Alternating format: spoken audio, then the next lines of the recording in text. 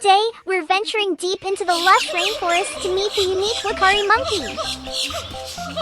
Uakaris are fascinating monkeys that live high up in the trees of the Amazon rainforest. They have bright red faces and short tails, making them stand out among the green leaves.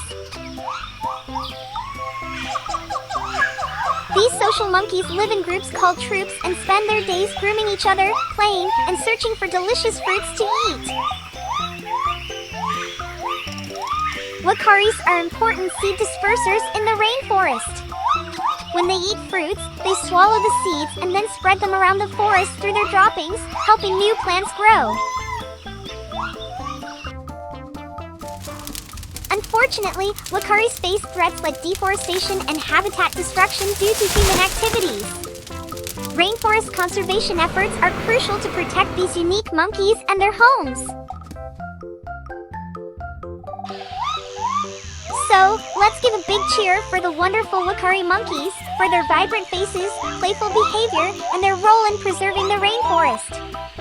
Thanks for joining our Uakari adventure, little rainforest explorers! Want more ABC fun with Lulu Kids channel?